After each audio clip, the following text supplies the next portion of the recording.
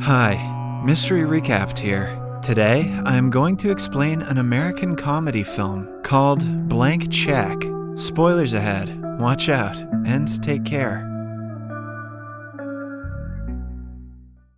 In the opening scene, we are introduced to 11-year-old Preston Waters. He lives with his parents and two elder brothers, who always trouble him. Recently, they have taken over a part of Preston's room to store a computer system for their small business. Preston's father, Fred, supports his older sons and urges the youngest one to compromise. Preston is mad because he always gets the short end of the stick. Later, he goes to an amusement park for his friend Butch's birthday party. Since his father only gave him $10 to have fun, he cannot join his friends on the roller coaster rides. Instead, he is stuck on the lame merry-go-round. The kids make fun of him for not having enough money. Preston's family is not poor, but his father is passionate about teaching his kids how to handle and save money. Hence, he has never had the best of anything. During breakfast the next morning, Preston's older brothers leave to go to a baseball game. He wants to join them, but he doesn't have money for the tickets. Fred explains to him that saving is important if he wants to have fun, but the kid argues that he cannot save when he doesn't earn. His mother hands him an envelope that is an early birthday present from his grandmother. Inside is a blank check, which Preston thinks is useless because it has no amount written on it. His father fills the check in with $11 because he thinks it's an appropriate amount to be gifted to a kid. When Preston whines about it being too little, Fred claims that with proper interest, the money can grow to $1 million in no time. This movie was obviously made in the 90s. Preston checks the theory on the internet and finds out his $11 will take at least 300,000 years to grow into $1 million. After looking at that number, he accepts the fact that he will not be a millionaire anytime soon. Still, he wishes to have his own house and a lot of money by tomorrow and goes to sleep. Elsewhere, Quigley is a con artist who has just escaped from jail. On a rainy night, he goes to an abandoned building where he had hidden $1 million prior to his imprisonment. He plans to use the money to buy a new identity for himself. However, since the bills are marked consecutively, the FBI can track them back to him easily. He thinks of a plan and goes to meet the president of a bank named Biderman, who also used to be his partner in the money laundering business. Quigley wants him to exchange randomly marked bills in turn for the serially marked $1 million that he has. This way, the FBI wouldn't be suspicious, even if they find out about his purchases. Biderman is reluctant because he doesn't want to get into the laundering business again, but Quigley threatens to kill his family if he doesn't help him. That'll do it. When Biderman obliges, he is told to hand the money to a man named Juice the next day. At the same time, Preston comes to the bank to cash in his $11 and open a bank account. He is received by a beautiful bank teller, Shay. She gently tells him that he needs to have a minimum deposit of $200. Preston promises to come back in when he earns that much and leaves. Outside, his friend Butch snatches the check and runs away. While trying to catch him, Preston ends up behind Quigley's car, and his bicycle is crushed by it. Quigley is bound to pay for the bike, but before he can write an amount on the check, he sees a police car nearby. He hands the kid the blank check and drives away immediately. Upon reaching home, Fred scolds Preston because of his broken bicycle. He gets grounded for a week, but doesn't tell his parents about the accident or the blank check.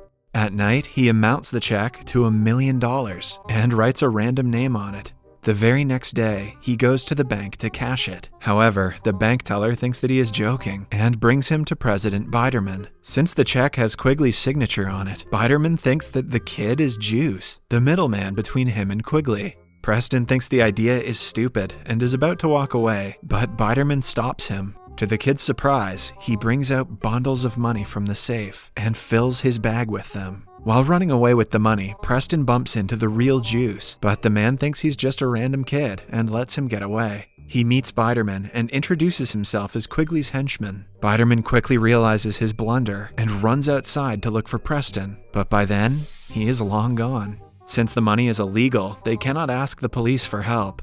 As soon as Preston reaches home, he looks for houses on sale in his neighborhood. He finds the one he is looking for and calls the realtor. Following that, he talks to her using the computer's robotic voice and buys the house for $300,000. Yep, definitely the 90s.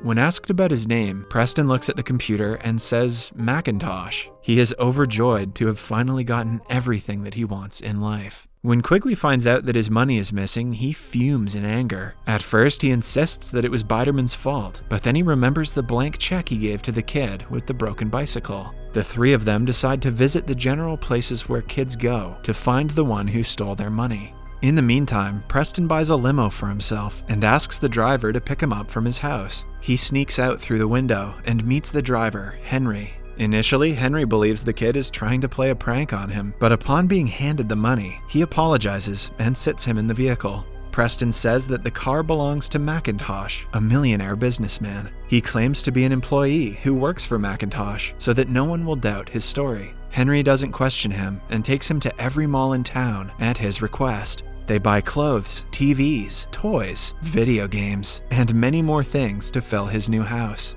Preston also buys a bucket full of ice cream, something his parents would never allow him to do. He even gives Henry an expensive watch as a present for accompanying him to the malls. While returning home that night, he bumps into the bank teller, Shay. She remembers him as the $200 kid. Preston says that he has earned some money and is soon coming to meet her at the bank. Preston's gonna be pimpin' in no time. After they go their separate ways, we see Shay secretly meeting a man and telling him everything about her workplace. It is revealed that she is a secret FBI agent who is on a mission to catch the money launderers working in the bank. The next morning, Fred is about to drive to work, but their driveway is blocked by several vehicles transferring toys, furniture, and TVs into another house in the neighborhood. He goes to check what the fuss is all about and finds his youngest son ordering people around. When Fred asks him what is going on, he says that he has started to work for Macintosh, their new neighbor who is moving in today.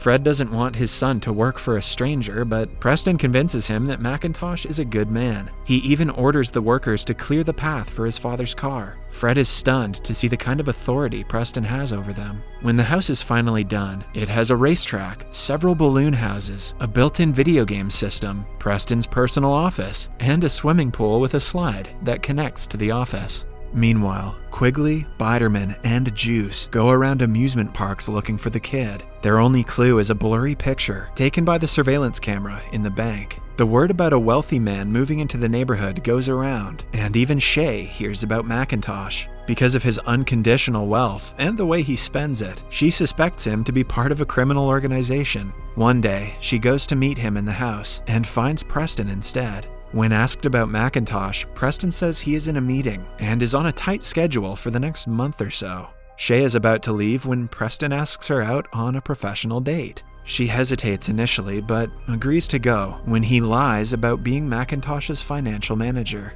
Later, he asks the driver Henry for advice, since Henry has dated more women than him. According to Henry, women like chiseled men with money. They prepare for the date by exercising daily. With time, Henry becomes his best friend as they play, eat, and have fun together. Preston's family still thinks he's working for Macintosh. Still, Fred doesn't allow him to go out on a date at night. Preston slyly whispers that he was about to show Fred's work proposal to Macintosh. Sensing that his son's relationship with a millionaire might help him, Fred lets Preston do anything he wants. At night, he and Shay go to a fancy restaurant for dinner. He gives her a necklace as a present, but claims that it is from Macintosh. Similarly, he also asks her questions about her dating preferences, while insisting he was told by Macintosh to ask them. Later, they go to a water fountain and play. However, the fun ends when Quigley and his group bump into them. Preston asks Shay to race him to the limo and drives away before they can catch him. Before separating, he invites her to his and Macintosh's birthday party on the weekend. Upon finding out that Macintosh will be present at the party, Shay agrees to come. The next day, Preston hires a party planner who charges him a $10,000 deposit. She wants to plan a fancy dinner and make a lot of profit by ripping him off. Later, Henry goes out with his friends, and Preston is left all alone in the house. With nothing to do, he goes to the park to reminisce about his old life. At the same time, Quigley and his group also arrive at the park, looking for him. They spot him, but Preston cycles away immediately. A chase ensues between them, but the trio has to stop when their car crashes on top of another car. Biderman comments that stealing another $1 million would be easier than chasing this kid. Just when they're about to give up, they hit the jackpot and find Preston's friend Butch. They hold him on the edge of the roof of a building and make him reveal Preston's name and address. That night is also the night of the birthday party. As all the preparations take place in the mansion, Preston's brothers call Shay a gold digger, convinced that she is hanging out with him for McIntosh's money. Shay may be a gold digger, but Preston is a miner. This upsets Preston, and he asks Henry for his expert advice. He also affirms that some people are only nice to him because of his money. They finally go to the party, but Preston isn't allowed to touch his own present because the security guard is waiting for McIntosh to open them. He also finds the food awful because he was expecting to get pizza and ice cream. Somewhere else, Shay and her team have found out that McIntosh has no past records, which means he is a criminal trying to create a new identity. They plan to catch the man and arrest him tonight. The party planner gives Preston a bill of $100,000. When he returns to his office to check his account, he realizes that he has spent all of his $1 million in only 6 days. Now he only has a little over $300 left. He goes outside and tells the planner that McIntosh is missing, which means she will not get paid. The woman creates a scene and asks everyone to go home because the party is over. Soon, everyone takes their presents and returns home. When Preston is alone in the living room, Quigley and his team arrive at the house, asking him for his money. A scared Preston tells them the truth, but the adults refuse to believe he spent all $1 million in less than a week. Biderman suggests Quigley steal McIntosh's identity, since he is non-existent anyway. They like the idea, but the only problem is Preston, who might reveal the truth to anybody. Hearing this, Preston runs outside and is followed by the three. They get into a chase in the house, but since Preston knows every corner of it, he outsmarts them. The childish addition to the house, like the slide through his office, and the built-in video game system, comes in handy. Still, in the end, Quigley manages to catch him. Right then, the FBI surrounds the house and asks them to leave the kid alone.